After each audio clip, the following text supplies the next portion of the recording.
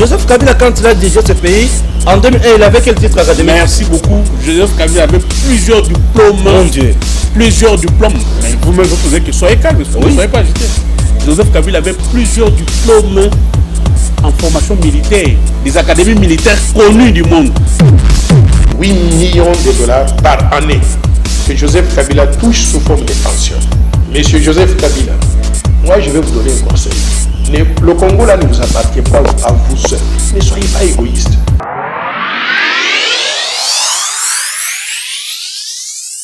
Bana mboka baye mboka esika nyonso bozwami bozali kolanda biso na ngonga oyo totondi bino matondo mingi pona bolingo bozali kolakisa na biso bandeko na bino ya tango ekoki magazine na biso oyo tolobelaka politique ya mbongwana ya kotombola nkita pe lokumu ya mboka Congo.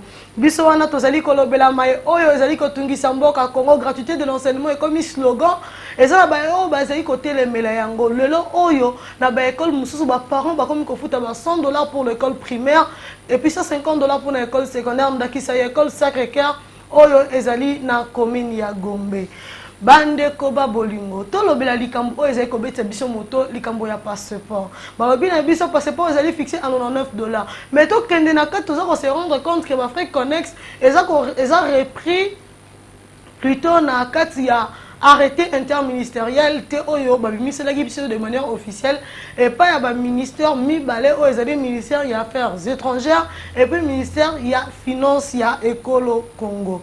Likambo ya misatu ezali likambo ya présidente de l'Assemblée nationale madame Janine Mabunda oyo a se retrouvé na mbeba ya non respect ya règlement intérieur ya Assemblée nationale. Na mopandi tozali komona affaire tchala mona oyo uti koningisa biso mikolo oyo peza ko continuer koningisa ba imboka bisika nyonso tozwami na nzembo na ye oyo abimisaki ya ingratitude alors que azali ko démentir yango. Ensemble tokolobela yango bongo na ndeko Bruno Mibenga azali pembeni na ngai topesi yembo tepe to stombeli boye bolamu ndeko Bruno bonio. Malamu mama Marilu mbote na yo mbote na bakongole nyonso bisika bozwami na Moneditu na Kasai na Équateur mbote pe na DG na biso Stéphane oyo apesi biso occasion ya oleka na chaîne. Toza ba ngonga mingi te senga biso to kende mbala moko na motuye ya mokolo na biso bokuta na biso mokolo lelo ndeko Bruno Mibenga.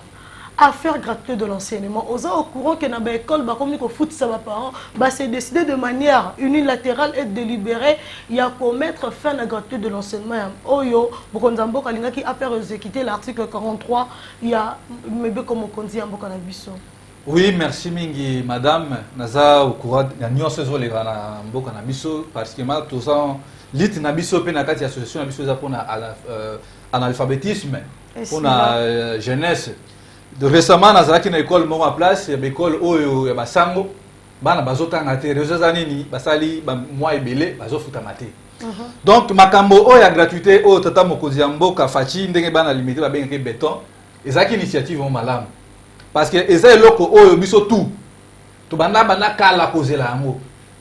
Mobeko likonzi, et pesi na mwana nyonso ya mboka a bénéficier na gratuité ya enseignement wana a bénéficier na richesse oza na kati ya mboka naye loko la richesse ya liboso za enseignement yango eza base ya nyonso mais lelo oyo na mboka na biso tokomi komona bato bakomi kotia bakale de part et d'autre yango tozo senga na tata mokonzi ya mboka eloko wana ya bandaki parce que mabe miso eza na Congo to banda makambo bien mais eloko zo mabiso suivi tata mokonzi il faut un mécanisme moko ya suivi si réellement que makambo ya gratuité de l'enseignement oyo oyo mekaki ko alléger tâche ya ba para misusu mais lelo bato misusu ba komisi yango loko lelo ko moko ya mabe pourquoi parce que ça ba coopérer ba koti na kati ya makambo wana ba coopérer ba se retrouver na kati ya ministère basala bikole na bango fictive oyo bafuta ba mbongo basalaki ba biloko na bango ya be yango wana lelo ba komi ko bundisa gratuité de l'enseignement.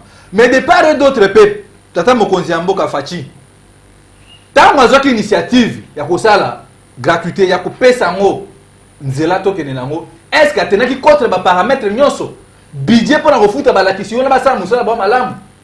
est-ce que l'école il y a l'état nini oyo batonga ki yasika yango na tozo revenir ni loko oyo ya sia premier ministre Matata Ponyo o akosa ba kongomani ke atonga ba école ya l'état pour bana wana baza bénéficiaire nango l'école wana ekenda wapi tozo senga na justice ya mboka elandela asia premier ministre soki l'école wana oyo atongela ba congolais ekenda wapi ou bien atonga wapi c'est ça le problème tozo ngana kati ya makambo oyo mobeko likonzi ya mboka ezopesa ba congolais ba bénéficier ni loko na article 43 mutu nyonso aza na droit à éducation mais lelo na Congo tozwa tokene droit obi madame ministre Willy Bakonga ministre d'État en charge de ministre d'État Willy Bakonga soki lelo ye akomi kobundisa mokonzi ya mboka azobundisa gratuité de l'enseignement réseau za moko parce que batuana bazana bekole na bango atonga bekole belé ba laisser vigner ba makambe belé est-ce que vous imaginez un tel ministre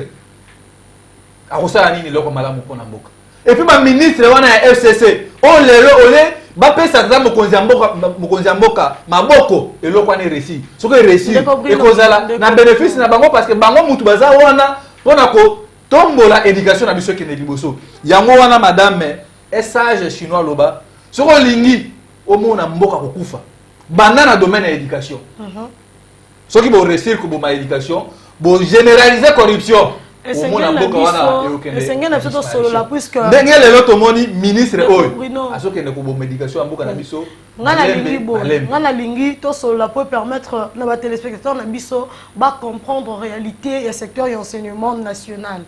En réalité, qu'est-ce qui n'a pas marché dans le processus de gratuité de l'enseignement dans le Bokanabiso? Et l'autre qui a marché, Madame Marilou, et ça, et l'autre qui a dit procédure, au batama qui est mabé. Parce que procédure à Liboso, et l'autre qui a dit Mokonzambo qui a dit sala. Tant que la saki opération 100 jours, il a fallu avoir temps. Il y a quota là, d'école combien l'État a nango. Et ça, n'a pas été mon malam. Attends, est-ce que balakisi wana parce que ça balakisi misusu, baza ba monsieur bakufa mais bon na bango imakati lelo oyo nombre effectif ya ba signer l'équilibre au monde loko on a place chèque ezoya donc président il a fallu abanda na kotala domaine combien d'écoles autozanango combien d'enseignants autozanango et puis ayeba mécanisme o akoki kotia na po loko na RSI mais tellement président na mbangu et puis là qui non préparé ba tout monsieur qui surprise. Mais bien que toke na mba ou mais kay ko réussir bien que bato misu baso bonisa makambo enseignement ya gratuité wana mais eloko ali boso échec ya gratuité de l'enseignement et ça parce que président a teraki compte ba biloko nyonso te on tiko énumérer tant moyen à pouvoir président de la République akutaki combien d'écoles à bon état ba enseignant o ba kufa ba liste wana parce que na ministère wana ya enseignement et ça ba la kisimisu ba kufa depuis 1990. Mais la question la fouta ba mbongo mais on les a quand enseignement dans le secteur na ba secteur nyonso mais l'autre suite na secteur enseignement et loko na ba mbongo na tango zo bima yango zo mona non ba enseignant o baza na o bazo tangisa lelo o mo ba fouta ba mbongo na exacté parce que ba mbongo na tango zo bima ba liste mo fictif et zo kene na poche ya ba ministre loko ya ba enseignant oyo ya ba secrétaire généraux ya ba institution nyonso yango zo mona problème yango wana parce que enseignant azam mutu azo pesa azui mutu à l'état brut à cotiser maël il faut ça ba condition mo malamu. Mais tant que bino, bozo zwa mbongo wana muke o bazo futa ba enseignant. Bobo ko futa bango. Vous pensez que enseignant wana akopesa éducation nini ya bana ya malamu. Parce que ngai moko na travailler dans secteur enseignement na bi combien de musala les a passé. Mais au lieu ministre Willy Bakonga yepe moko, il fait un enseignant. Ayebi pasi ya musala wana ndenge salaka. Pourquoi pas ko tia ba la question wana était normal. Ko tia bango ne fût-ce que ba zo atama 300 000 wana régulièrement pour bana bazala bien formé pour avenir. Madame Malembe. Cause à la ministre, il y a enseignement primaire et secondaire. Et ça, cause à la tout simplement un gestionnaire technicien ou bien côté là également côté financier, enseignement bien côté rémunération et enseignant. Ba ministre o baza ba technicien te. Ba ministre oyo bazo côté na gouvernement na biso, bango bazo ta la plus. Et là ba liboso soki mutozi fonction na Congo, ata la plus domaine finance connaît ça combien. Yango zo mona ba to belé, bazo ba tetam bazo côté ba fonction, bazo ba biloko salate. Donc nous avons plus besoin de techniciens qu'on travaille dans Batouana. Que non, awa bouton moyen il faut ta secteur dans les années, il faut la salle bonne salle. Mais par contre, tu as dit que non, monsieur ministre Willy Bakonga. c'est un technicien. Mais au cas où ça biso lelo oh boya c'est basé plus dans côté finance, abomi éducation, ya sota ka lomeya. Pourquoi pas faire ça école naé les Sévigné en plein balakisiwana ba bénéficier et puis na ba liste fictif au bango ba so bénéficier nango. Ya ngo tozo senga na tata mokonzi mboka.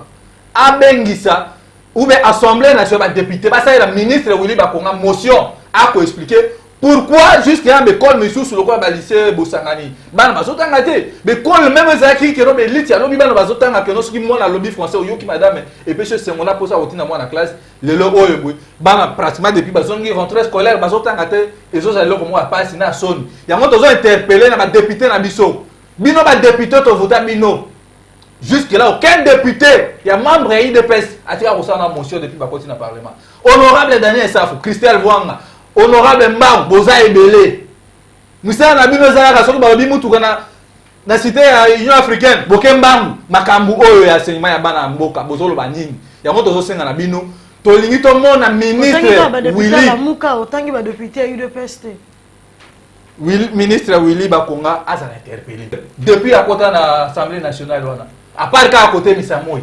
honorable Kabundu wa Kabundu professeur Mbata misana na bino ezala pona kosona kama ba question makambo ya enseignement ya ngonde enseignement za base ya nyonso tolingi to mona na mikolezo ya ministre Willy Bakonga o alinga balola école ko makop na bango ya bato FCC ba bo médication ya bana biso bazo ya lobby yango to sengi na bino nyonso tout député confondu to mona interpellation à l'immédiat ya ministre Willy Bakonga a justifié pourquoi basenya wana bazo futa maté et puis pourquoi basenya wana bazo kende couper sa courte lolenge elongbani madame Marie Ndeko Bruno Mibenga, nga naza na esengo lelo to lobela gratuité de l'enseignement, mais nani na lobabo. Oyebi auto otanga école lycée Bosangani.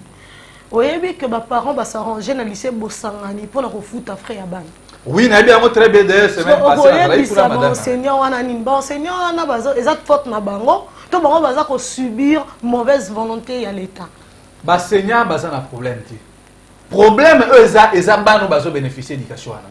Aucun parent rondima que non mwana na ye ba lycée tant d'autant ba lycée Bosangani ba lycée lui Palazolo ba collège maman Oboto ba école ba do Bosco ils ont ba école phare Ya Kinshasa même ya Congo mais ba parent ba komi na mawa ya komona bana na bango bazotanga te basenya bazokende bazobopesa bana na cour yango ba parent ba moni malamu ba lobi non soki totiki l'état le quoi l'état aza bon tous l'état na ministre Willy Bakonga yende l'état na place aza na domaine na ministère yende l'état azo kende ko bo médication ba na biso yango ba para ba yokani to sangisa ta melo ko moko ya muke o ezala ki kala perdiam pona ko pesa même ba seigneur na ne fisque transport na bango donc eza mauvais traitement o ba seigneur bazo subir et pas ministre Willy Bakonga eza volonté tek ou bien comment mais ande mutema mabe mutema likundu ya ministre o ya enseignement alingi ko nyoko la balakisi tandis que ye moko azala ki pe mo lakisi tandis que ye pe moko azana ba école yango zo mona mbongo na zo kanga pona ko préparer le ko autorité morale na bango ya kinga kati ya bisi bango keno 2022 za mosika te bo se préparer en conséquence ndo moni ba ministre Willy Bakonga oyo baso kende ko bo médication pona ko préparer maponami même maponami wana na zo bisabino même na province na na Chwapa ministre wana asali le côté so que na province ya Chwapa le banda bazotanga mabele na province monano place ba nzete be makamobele ezali ministre Bakonga asali le côté yango wana to sengi na ba député na biso oyo bino boyebike bozaki élu par le peuple pour défendre bango bo défendre cause ya bana na biso cause ya bana na bino pe baza victime lelo makambo wana parce que bana ba même ba député wana baza épargné te au moins batina bana wana ba poto te ba misana. Donc voilà un peu madame Marilou et l'autre. Les appels députés ne sont des services bon tinda bana na poto pour classe na poto est un peu cher ba démarche et consort mais tu as vu que belé ba on finir par kokende. Et seigneur na biso to clôturer na première thématique na biso sur les difficultés que rencontre la gratuité de l'enseignement tel que souhaité être concrétisé par la volonté de la Constitution et la mise en concrétisation par le président de la République, son Excellence Félix Antoine Tshisekedi Tshilombo. Mes frères et sœurs, sachez que l'État congolais a l'obligation d'éradiquer l'analphabétisme en République démocratique du Congo. Alors, pour ce faire, Essengela Kinaye à mettre en place une éducation de base assurée. Alors, comment on a que le oyo, mécanisme moko oyo l'État congolais azanango en respect à la Constitution dans son dernier alinéa de l'article 43, il y a qu'à respecter volonté suprême, il y a qu'à offrir à tout enfant congolais une éducation de base assurée par l'État congolais et Zamote Mamabe. D'autre part, bon, enseignant baza pena torti. Puisque baza pe ma père de famille, baza ba locataire. Bana il faut vivre, ba lia, ngana bien tebi que assurance maladie na Congo ils ont un problème. L'État congolais n'a comment en mesure y a qu'on garantir vie à citoyens congolais. Mais na mo volonté l'État congolais azanango to accompagner. Bon, c'est na so ba comme le niveau au mbongo. C'est parce que vie na bango eza mabe, baza na l'autre côté. Bandimi gratuité de l'enseignement. Mais la mauvaise volonté, plutôt, devrais-je dire tantôt, la mauvaise volonté de certains animateurs politiques est conduire enseignants Moussoussou dans le niveau, il y a qu'à demander de l'argent et puis il y a qu'à mettre fin de manière unilatérale à la gratuité de l'enseignement. Oyo mokonzamboka a sengaki na biso nyoso. Bande kona biso. Ngana lingito telema. Pour ton marché, ton marché pour na respect à la Constitution, ton marché tour OEP, na respect à la Constitution, mais en faveur de l'éducation nationale. Puisque là, tu as rendre jeunesse congolaise analphabète. Et on en a profité en Bokate, c'est nous, la République démocratique du Congo, qui perdons. Bana ba politicien ba kena rapoto kotanga. Ya biso bana batanga awa. Tolingi bana biso ba comme appelle na ba niveau mo boy ba diriger Congo kaka ya bango te ba uta rapoto ba ya ko konzara biso non. Non. Bango baki rotanga dans de bonnes conditions et biso bazo tanga te. Bande konga na benki si biso to telemela likambu oya gratuité de l'enseignement ndenge ndeko na biso Bruno Mbenga a lobeli yango. Ndeko Bruno to lobela deuxième sujet na biso likambu ya passeport congolais. Tozi communiqué officiel awa l'arrêté interministériel entre le ministère des Affaires étrangères ainsi que le ministère ya finance. Balobeli biso le modalité de paiement, il y a passeport. Bah fixer les bisous à $99. Mais tout ça, on se rend compte que na 4 nango, nous ezali to se retrouver na basa $66. Et ça ndengeni ni kamba passeport ba imbo ka ba zo éclaircissement. Merci madame Marilou, to repé ça ba condoléances na biso na président ya bino pe ba journaliste, ya uta ko fa mardi et puis tout ça des non, donc tu l'as annoncé en à la fin. Oui. Bien que bon, biso to pesi au moins me présenter. Merci beaucoup, te recevoir ma oui, problème il y a passeport, il y a un problème moko ekomi ko moi ndungu ko ima ndenge bouti ko loba awa. Ministre madame Tumba Nzenza o ya affaires étrangères. Na point de presse na à lobby frais il y a passeport qui tient à $99. Mais na kati ya ba frais wana ba bosani makambo ebele. Ma frère Connex, c'est l'année passée, dans le régime passé à président ancien président. Babosani to batie yango. Batie yango te, déjà comme si babosani yango. Babosani te ndeko. Batie yango te na kati. En général. Pour ceux qui ezala ki banga batie yango, c'était un communiqué officiel. Mais madame, avant-hier de Komoro to uti ko so na za na ba procédure à voyage. Alors bi pona ko zo passeport, prix est normal les $99. Mais ma frère Connex Mike et ramener biso tina $166. Il y a un autre chose na madame ministre des Affaires étrangères a expliqué biso soit nakati ya $99 wana pourquoi pas basalaki babakisaki ba frère connecte mike pour ba congolais ba yeba que officiellement que non prix à passeport et ça $166 et non $99 ndenge bande ko na biso misu baso sepela or eza politique moko ya lokuta bozo kosa ba congolais que non prix, il y a passeport, et ça, $99. Mais sur le terrain, c'est OK, au coût à prix, na prix Moussous. N'est-ce pas qui même, dans le régime passé, mais ça, il faut dire que non, prix à passeport, et ça, 180. Mais ce que vous avez compté dans le bureau, il y a $250. Il y a un autre ministre des Affaires étrangères.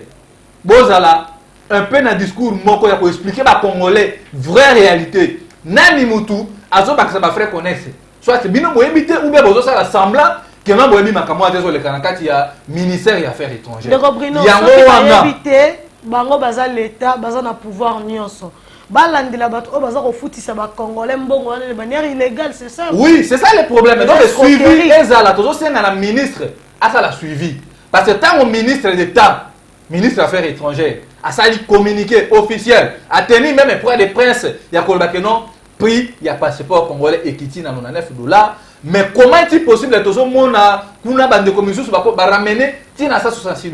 Il y a moto sengi na excellence madame, il y a kolandela batuana ko kanga bango, ba yebisa ba congolais, problème eza wapi ou soit ba frais connexion na eza ajouté na kati ya $99 wana. Voilà place au problème et tout c'est que ba question eza ebelé pour na problème il y a pris il y a passeport congolais mais jusque là qui on a kati arrêté.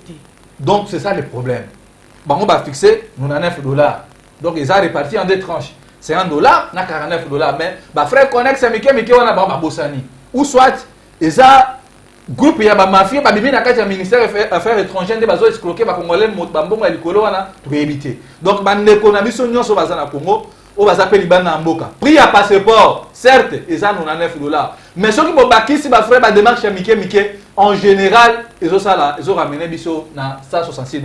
Yango to sengi na ministre asa la suivi alandela bandeko wana o bazo yiba ba congolais ba mbongo. Expliquer. Mais ils ont na lisusu pona ko démentir ba makambo wana nyonso ko expliquer ba congolais que non prix il y a passeport congolais ils en a autant. Donc voilà et loko to senga na ministre ya affaires étrangères pour na makambo ya passeport yango wana madame Marilo. Tozali kozela ba éclaircissement pour passeport ezali et comment on a des pièces d'identification en congolais. Donc batikela biso carte d'électeur na passeport. Alors tozana posa nango ezana motu ya mingi te pona ko sunga biso ba pauvre. Pour peuple congolais za rani enrichité toza pauvre to ana loté. Ndeko Bruno Mibenga. Ozo au courant à moi le l'Assemblée nationale. Oui madame na zolanda la makambo ya Congo vraiment ndenge ba congolais bazoti na ngai na ça. Madame Janine Mabunda comme na niveau cour il y a conseil d'état.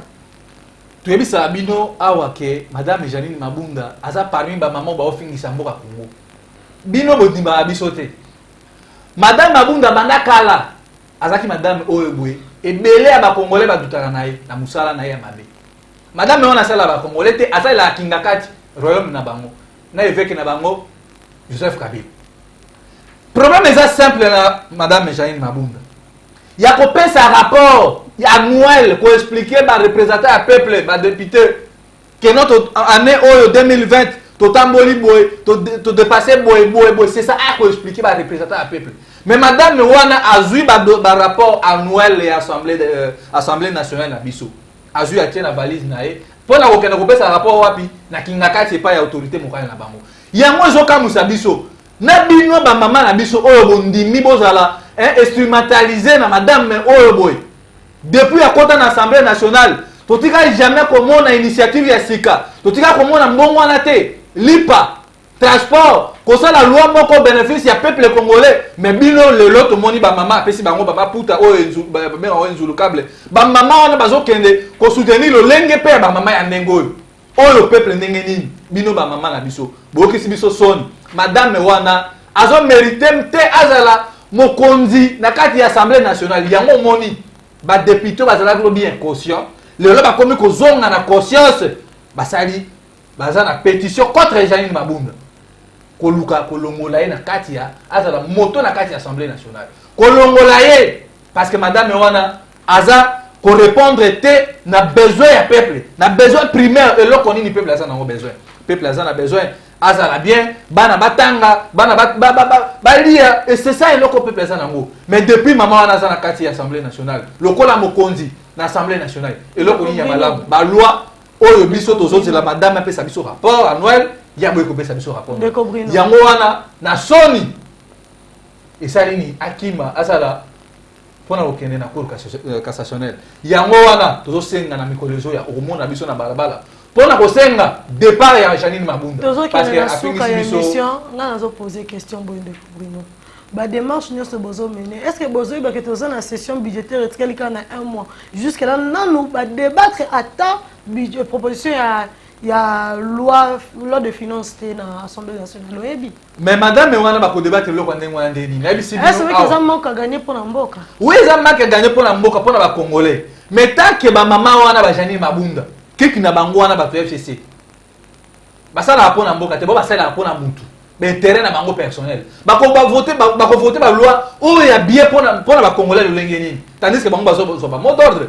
récemment bazalaki na espace na sala munene na showbiz na ministre premier ministre chef du gouvernement o ya za mieux pour na ko sala que non président de la république mandat na ezala reçu ya komi ko benga ba député wana pour na ko corrompre bango pour na ko voter loi budgétaire il y a année 2020 autre ticket nango seulement dans 5 semaines madame Marilou vous ne pouvez pas imaginer yango wana tozo senga bande kuna biso tout bisika bozali botel ma pona barrer nzela wana ya batu o balingi mboka biso tolobaka Congo eza ya biso eza ya bapaya te eza ya batu mosusu te to soigner yango bien ndenge to soignera nzoto na biso to kombaka yango lo malamu ndenge to kombaka bandako na biso bakofinga nde biso bakolo ndako sali te et non voisin to komi lopango non yo mtolala na kati ya ndako ndeko Bruno Mibenga affaire Chalamon.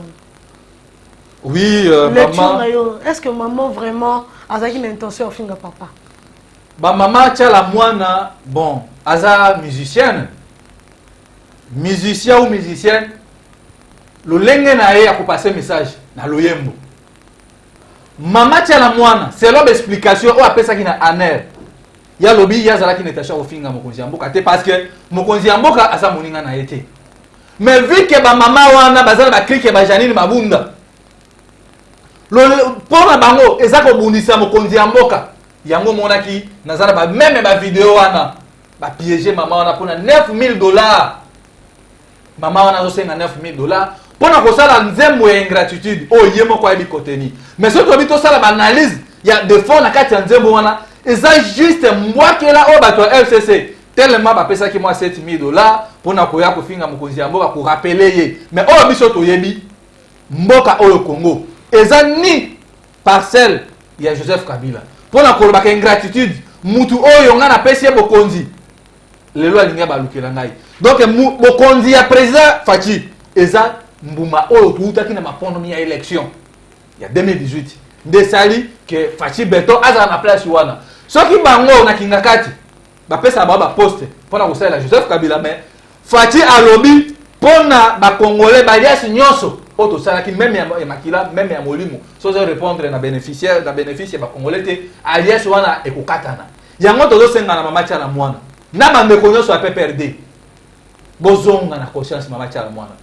okomi na kimobange na yo ndima ovanda ke babenda ko de part d'autres ndeko Bruno pona moi $9,000 ndeko Bruno mama cha na mwana alingi abebisa suka ya carrière yo kinzembo wana atangi komba président de la république nzembo atangi kombo ya mutute mais bango ba musicien ba ça façon ba transmettre message mais na vidéo mais na vidéo wana nini na audio oyo ba solola kina ba tuna bango FCC bazo ebisa est-ce ko sala nzembo moko pona ko déstabiliser pouvoir à place ya lobi $9,000 bato wana FCC ba lobi $7,000 or les ala qui j'ai d'attrape madame nzembo wana kotala contexte na contenu ya nzembo eza différent na contenu ya nzembo o karma pa yembaki. Il y a deux choses différentes. Non. Si nous revenons. Pas dans exemple à Caliguli. Est-ce que non on a qui n'a évité que Karmapa a embelé Nzembo na Kofi Olomide. Bon Nzembo ya Karmapa. C'est aussi une façon pour lui de s'exprimer. Nzembo ya Karmapa ça a un caractère entre bomba musicien. Mais Nzembo o ya mama Tchala mwana, eza juste mbwaka oyi que mama za mama aza parmi ba cadre ya PPRD. Aza moko ba IPPRD. Donc ba mama wana ba Janine Mabunda ba kulinga te que no mokonzi mboka sala mandat na ye. Combien de politiques, combien de jeunes balekara tozo finga Joseph Kabila, tozo finga Fayulu, tozo finga Félix, tozo belé to finga. Ata to finga te imbécile tout fi, bolimbisanga na fingi te nazolo ba mo o ebimaka. Ata to loba yango te, mais du moment to yebi comment que to dénigrer batuana. Yo si bakanga. Biso to finga. Yo ogangela Rafaïlu. Biso to ogangela Daniel Safou dernièrement. Biso to finga ba konzi mboka te. To critiquer ka chef de l'état. To critiquer bande ko na biso ba président Martin Fayulu. To critiquer quand même ba honorable o ba ça la président Joseph Kabila awa Rwandais obenga ye pauvre Moyibi. Bande ko aya azala chauffeur ya défense. Bande ko ba benga ancien président Joseph Kabila Rwandais. Donc aucun Congolais n'est plus Congolais que Joseph Kabila.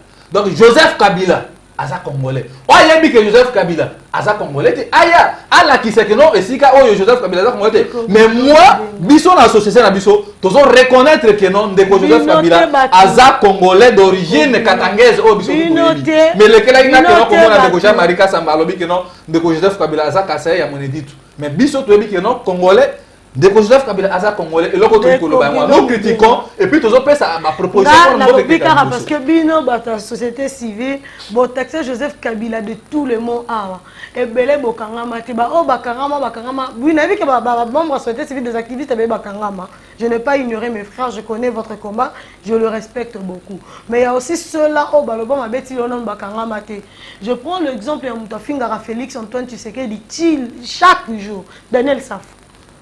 Honorable Daniel Safou, il faut comprendre les mots qui viennent du fond. Honorable Daniel Safou, je ne sais pas.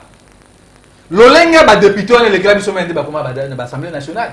Parce que les députés bonne moralité. Bonne moralité exactement honorable wana. Président Félix Bisso to critique la action o ezamabe. Est-ce que o ezamalam to ba non oui a ezam ko zamboka. Question na ngeza simple. Mais kolobake honorable. Nini eza entre ma propos ya Daniel Safou na ma propos ya maman Tchalamona. C'est ça ma question. Président de la République à Lobaki, je n'arrêterai aucun Congolais qui va me critiquer. Et puis, je mettrai fin à ma arrestation arbitraire. C'est bon. C'est tout à fait normal que notre président Félix a la critiquer. Mais ce qui continue à injure, ou bien qu'on a de ma vie privée, à ma autorité, à Mboka, là nous condamnons dernière énergie. Ce qui est un exemple, honorable Daniel Safou, ce qui a fini, tata mo kondi à Mboka. La justice est là, et ça, vous savez, mais ce que ça peut être critiquer, qu'on tient opposition, qu'on tient mon konziamboka, mon sukusuku, qui a ça la moussala, qu'on booster dans le secteur de Bélat, à mes mamboka liboso, là c'est tout à fait normal. N'engé biso to yaka awa. Pour la couper ça, ma canisina biso, qu'on critiquer, qu'on pèse la piste de solution, il y a moi un biso. Pèse si qu'on piste de solution, na héritage à ma bien André Kumbuta article la biso, na niveau ya de bonhomme côté Shekina. Oui, que barretre ça le long est arrivé en Djili. Héritage ya mabe au ancien gouverneur Nabiso au Tukotang article Nabiso et ça juste justice et ça nazo la qui ça place wana. Oui, na yebi très bien madame parce que rapidement on a les cachets jour wana. Justice population souffrir place wana. Justice et ça la musana ngo. Bakulu tunabiso André Kimbuta. Bakulu tunabiso Beminaku. Baza ebele. Bango wana nde tozana besoin justice ça musana bango. Et puis solution na biso ezake no ministre Bouli Bakonga azana interpeller na l'Assemblée nationale. Ministre non intérieur faut se saisir pour la rivière Ndjili parce qu'il y a trop de dégâts population eza exposée. Mais oui, il y a moto sengi la justice congolaise est interpellé ancien gouverneur de la ville. Oyo atiki ville salité, oyo ba congolais bazo se retrouver nulle part. À rétrécir même les rivières que non ba Congolais ba comme gouvernement ba sécurité ce que vous le beti madame. Donc le problème biso to senga justice congolaise mokonzi ya mboka na ba consultation o atamé na moni wana mokonzi ya mboka asali appel na ba couche nyoso mais loko biso peut-être président de la République abosani bande kona biso parce que président ju ba chege ba wewa ba to apusu ba mama maraîchère mais président mokonzi ya mboka fati béton to senga na yo na consultation na nombre de jours tikali on me ko invité pe bande ko na biso ba maman na biso ba fille de la ville o baza oublier peut-être il y a consultation de la République parce que tout le monde wana ba tunyo so baza représenter ba fille de la ville o to yuko benga bango ba limbisa peut-être pour na terme bande ko ba kozwa ba ko na biso ba tiel bango baza représenter na consultation ba tiel ce sont de prostituées na terme quinois c'est une profession libérale. Oui, c'est une profession libérale. Tout ce qui n'est pas interdit par la loi est autorisé. Oui. Donc, leur profession est libérale. Donc, ils ont l'occasion de dire que nos sœurs, ils ont profession à Bango. Donc, Bruno Mibenga, Oleka qui n'a pas nous, on a une station, on a et puis, encombrer le terrain de Tchèbo, et c'est un jeune, matétois, il y a limité, et puis il y a l'emba de lieux de récréation. Tu dois comprendre, bisika nyonso ko imba station. Donc il y a parking à Mituka. Mukoloville province qui t'a ko pela moto ba ko ba okufa.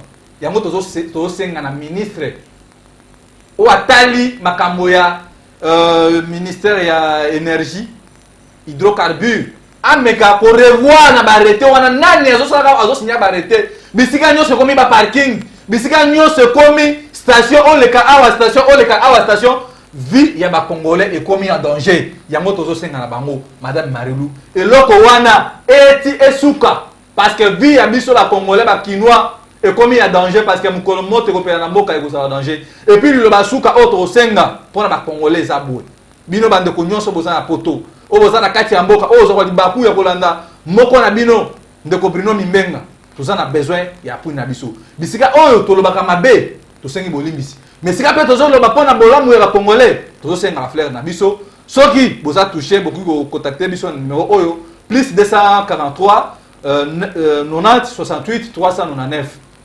plus 243 90 68 390 29 au numéro na biso wana oki boko benga ndeko Bruno à tout moment tozala na matondo mingi na yo ndeko Bruno Mibenga matondo mingi pe na bino nyonso o bozali kokoba na ko soutenir biso magazine na bino tango ekoki tozali na esengo mingi ya koya liboso na bino kabola na bino mai oyo ezalaki na mitema pe na mitu na biso totondi bongo ba o nyonso bazali ko concourir pour na musala o ekende liboso wana tomoni notre directeur général Stéphane Balamwange, notre caméraman du jour Michael Krey, nous voyons également le réalisateur Gims Lokumu, et puis la maman qui ne cesse de nous accompagner, maman Victorine Chongo, ainsi que la dame Hélène Rodja.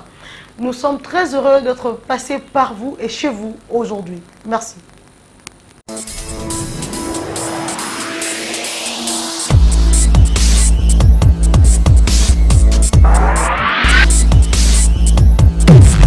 Joseph Kabila, quand il a dirigé ce pays, en 2001, il avait quel titre académique? Merci beaucoup. Joseph Kabila avait plusieurs diplômes. Mon Dieu.